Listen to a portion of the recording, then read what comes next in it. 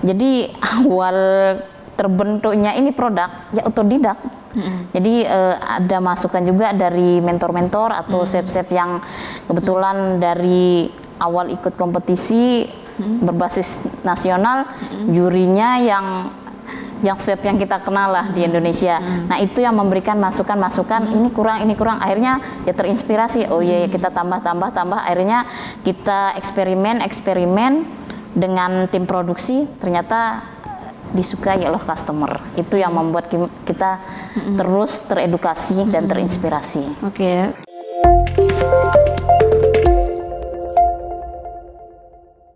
Selamat datang di Temu Bisnis Tanaman Pangan, Direktorat Pengolahan dan Pemasaran Hasil Tanaman Pangan, Direktorat Jenderal Tanaman Pangan, Kementerian Pertanian.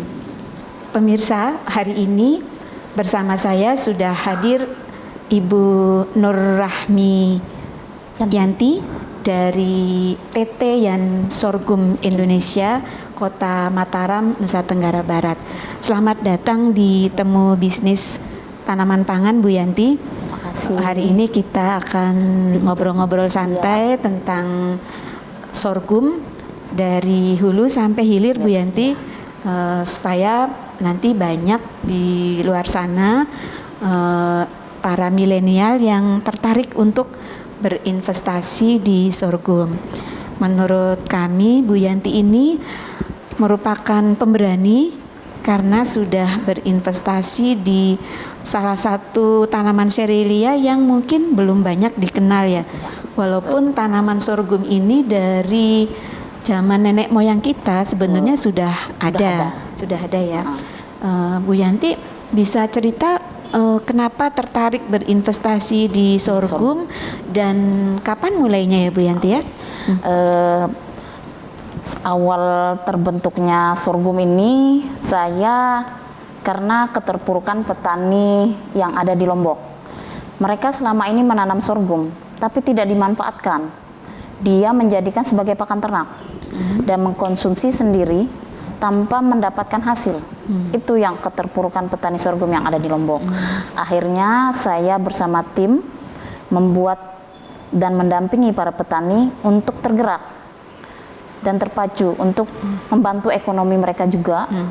Akhirnya kami membentuk sorghum ini di akhir tahun 2018. Itu tepatnya kami baru memiliki 2 produk, beras dan tepung. Beras ya, ini ya beras sorghum, beras dan tepung sorghum. Dimana itu pun olahan yang kami buat masih belum ada kemasan pun, hanya sebatas kemasan yang kami belum mengerti kemasan yang bagus dan cara pengolahan yang baik untuk sorghum ini gimana.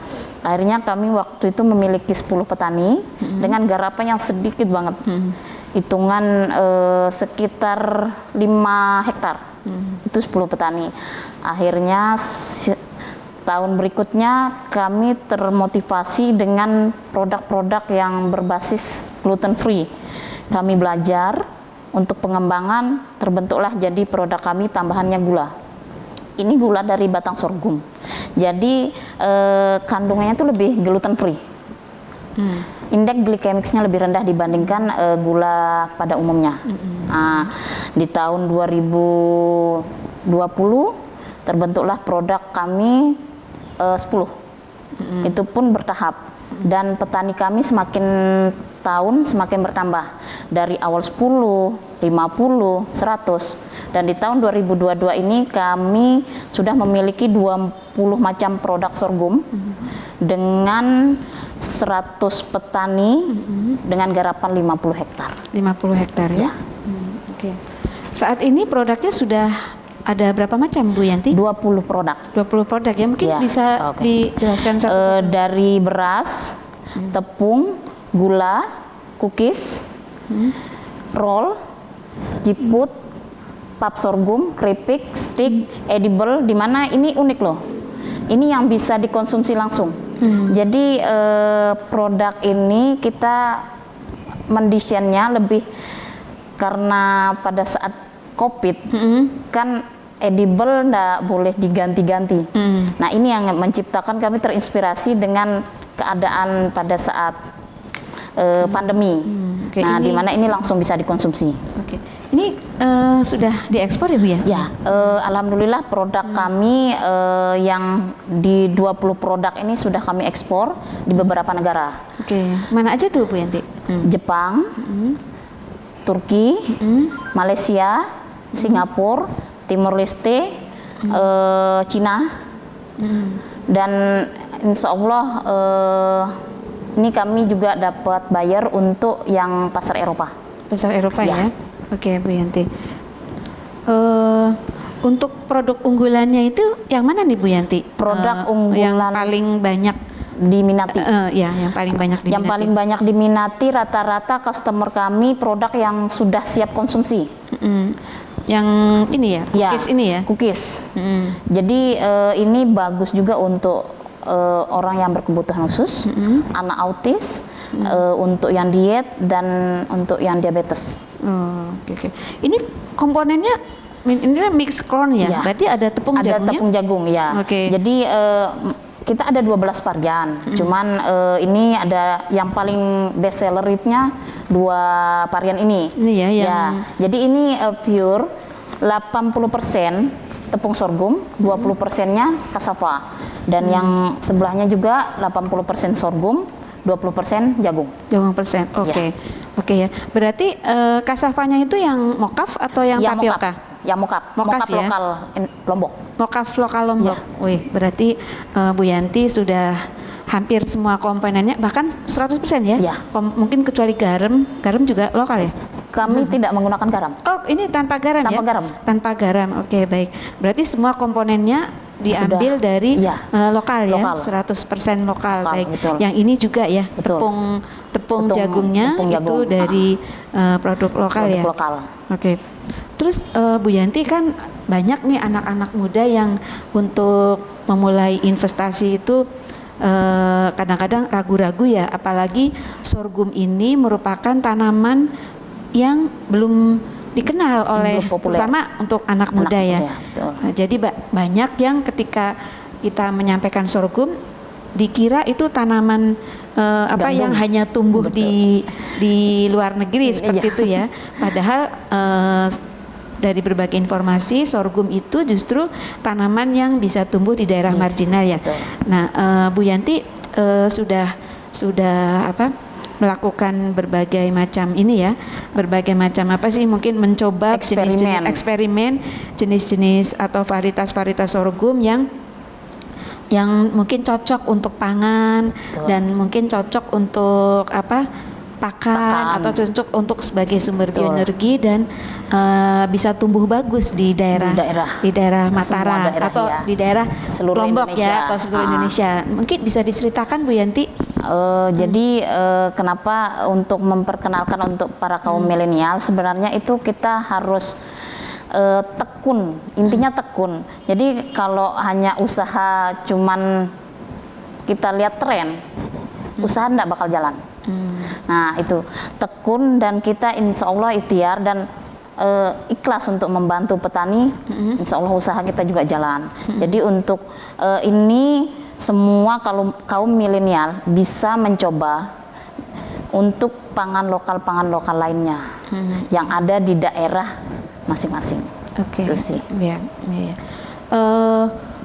Bu Yanti kan melakukan pendampingan ke petani, budidaya, ke petaninya ya.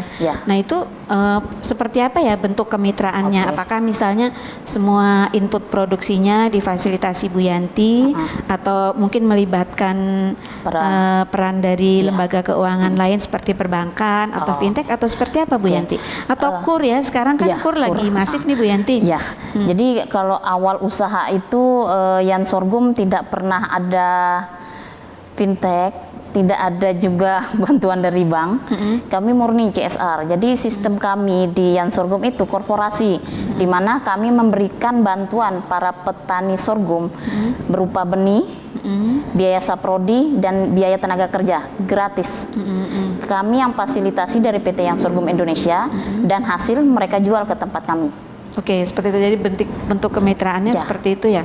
Tadi sudah hampir 100 petani yang bermitra dengan PT Yan Sorghum ya. Nah, untuk kan Bu Yani melakukan pendampingan ke petani ya. Betul. Kalau dari pantauan Bu Yanti, itu profita sorghum itu sekarang setelah didampingi mungkin meningkat dari Ya. tahun ke tahun, dan berapa per hektarnya.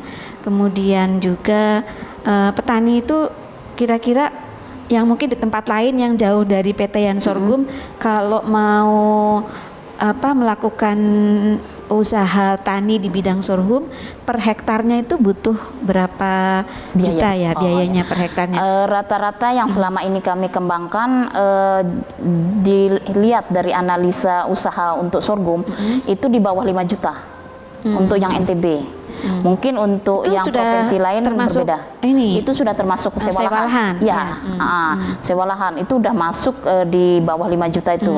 Karena keuntungan per hektar untuk para petani kami 5 juta sampai 25 juta sampai di atas 25 juta.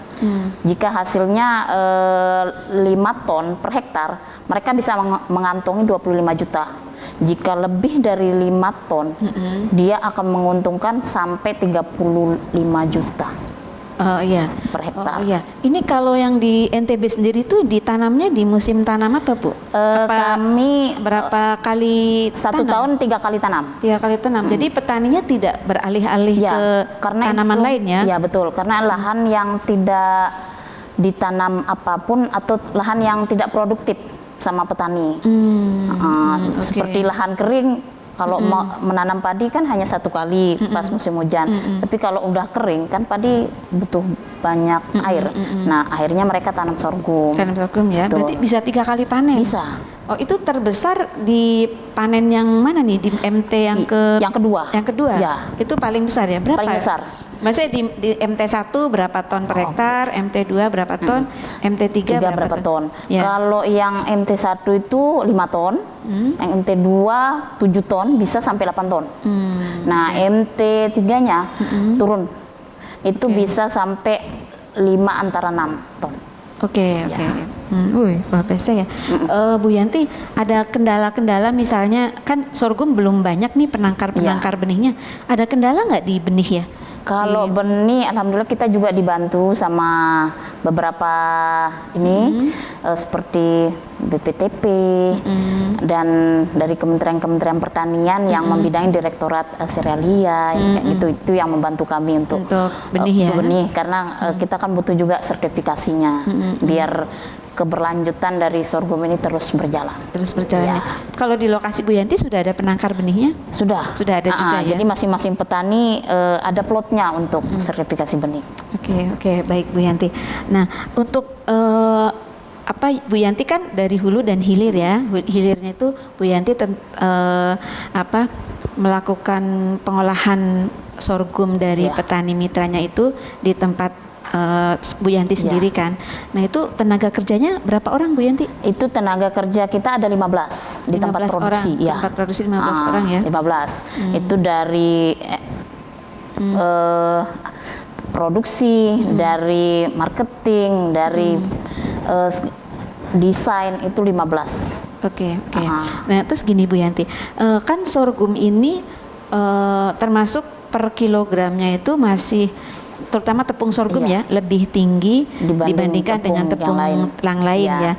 Bu Yanti berani gitu ya melakukan aneka olahan berbasis tepung sorghum, dan yakin bahwa pasarnya itu ada. Kira-kira apa sih yang membuat Bu Yanti yakin bahwa ini memang dibandingkan cookies-cookies lain yang bahannya selain tepung sorghum itu harganya lebih tinggi murah sedikit, tapi lebih tinggi apa lebih murah? Lebih kalau sorghum lebih mahal. Lebih mahal ya.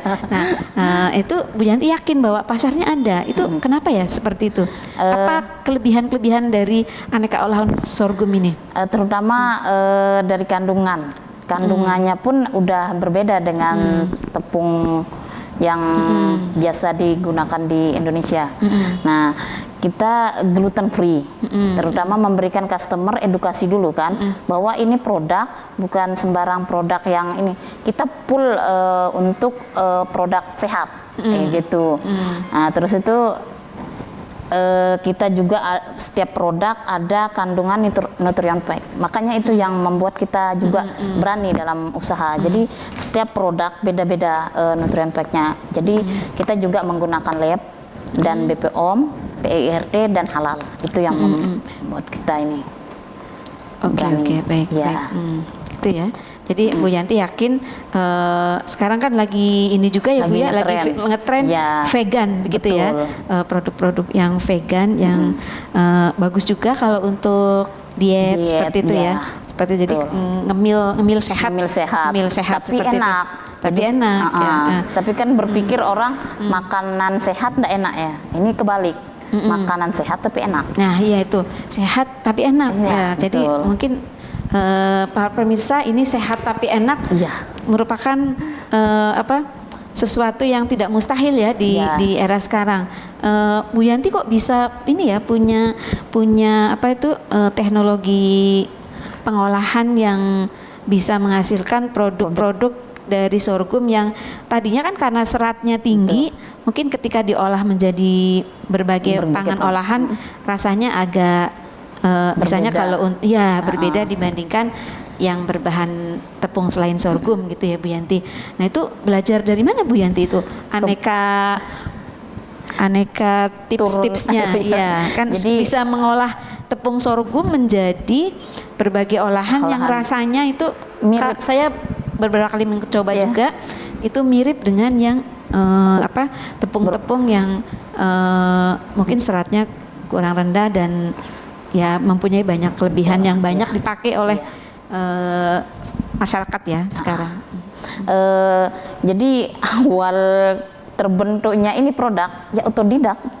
Jadi ada masukan juga dari mentor-mentor atau chef-chef yang kebetulan dari awal ikut kompetisi berbasis nasional, jurinya yang chef yang kita kenal lah di Indonesia. Nah itu yang memberikan masukan-masukan ini kurang, akhirnya ya terinspirasi. Oh iya kita tambah, akhirnya kita eksperimen dengan tim produksi, ternyata disukai oleh customer. Itu yang membuat kita terus teredukasi dan terinspirasi. Oke, tadinya saya kira Bu Yanti alumnus dari teknologi yang pengolahan pangan tertentu gitu ya. Ternyata secara otodidak belajar seperti itu ya. Jadi mungkin pemirsa juga belajar otodidak dari medsos dari berbagai masukan juga dari mentor-mentor yang dan jangan berhenti untuk terus mencoba ya sampai mendapatkan formula yang pas seperti itu. Nah Bu Yanti, anak saya suka sekali dengan popcorn sorghum. Yang ini ya. Popcorn sorghum ya. Nah ini tuh berarti dari beras seperti ini langsung dari beras yang disosoh akan jadi seperti pap. Ini masuk dalam mesin yang khusus tanpa tambahan apapun ya. Langsung masuk mesin khusus langsung jadi seperti pap sorghum itu ya. Oke. Kemudian kalau ini stick ya. Stick ini keripik. Jadi ini tempe. Dari tempe. Ya, ini keripik tempe yang kita fermentasi seperti kedelai. Tapi ini pure dari beras sorghum. Itu seperti ada elemen tepungnya ya? Bukan, ini kan peragiannya. Kalau dijadiin tempe goreng, dia sama, tapi daya tahannya yang kurang kalau dijadikan tempe sorghum. Karena sorghum kandungannya mirip beras kan, ini pengganti beras intinya. Ya, tapi kalau jadi keripik, dia dicampur mokap. Oh, ini plus mokaf ya? Mokap. Artinya setelah jadi tempe, itu dipotong-potong, terus kemudian ditambahkan jadi mokaf atau seperti apa? Sama seperti, jadi si beras sorghum dikasih bumbu, dicampur langsung dengan tepung mokaf dan tepung sorghum. Oh, oke. Berarti pakai tepung mokaf dan tepung sorghum ya? Mokaf jadi pengikat 10%. 10%. Oke. Sip. Nah, ini keripik tempe sorghum ya. Oke. Kemudian untuk gula sorghum ini Bu Yanti ya. Oke, Gula iya, ini sorghum gula ini, sorghum. Saya pernah melihat yang kemasan saset kecil Iya, ya di itu ada di hotel-hotel. hotel-hotel. Ini sudah bermitra ya dengan hotel-hotel tertentu untuk menggunakan gula sorghum ini. Ya. Oke. Jadi ini dari batang sorghum, pure 100% dari batang sorghum. Jadi ini di-press dulu, langsung dimasak, penyaringan, makanya menghasilkan gula seperti ini. Oke, baik. Kalau itu Bu Yanti ini kemasannya vakum ya? Ya, ini kemasan vakum Kemasannya yang vakum. bisa tahan selama 3 tahun. Yang ini kemasan Ya. yang ini vakum juga ya? Ini vakum. Ini yang desain yang dan sorghumnya juga yang menang ke Jepang. Oke. Kita nanti akan ada kegiatan juga di Jepang. Wih, mantap. Siap. Oke, baik ya. Bu Yanti boleh lihat ini Bu Yanti boleh. yang desainnya sudah mendapatkan penghargaan dari Jepang ya. Oke. Berarti dalam waktu dekat akan ada rencana ekspor ke sana Ya, ke untuk Jepang. beras ini? Kita selama ini juga udah ekspor ke Jepang. Untuk beras ini? Untuk produk juga yang lain. Untuk produk ini. Oke, untuk baik. beras juga udah. Cuman yang September ini pameran dan ketemu buyer dan menerima penghargaan. Oke, baik. Baik Bu Yanti. Kalau ini Bu Yanti ya, untuk berinvestasi di hilirnya misalnya ya di bagian olahannya itu untuk kembali modalnya itu kira-kira butuh berapa Bulan. berapa tahun ya? Oh, berapa tahun ya? Misalnya untuk saya mau investasi mengolah beras sorghum atau panganan olahan berbahan tepung sorghum misalnya ya, menjadi aneka olahan ini itu untuk kembali modalnya berapa tahun Bu Yanti? Kalau untuk olahan sebentar, cuman investasinya itu kita besarnya di mesin. Jadi kan mesin-mesin untuk olahan ini yang lumayan harganya. Nah itu untuk mengembalikan untuk modal itu 1 sampai 2 tahun udah balik. 1 sampai 2 Iya. tahunnya ya.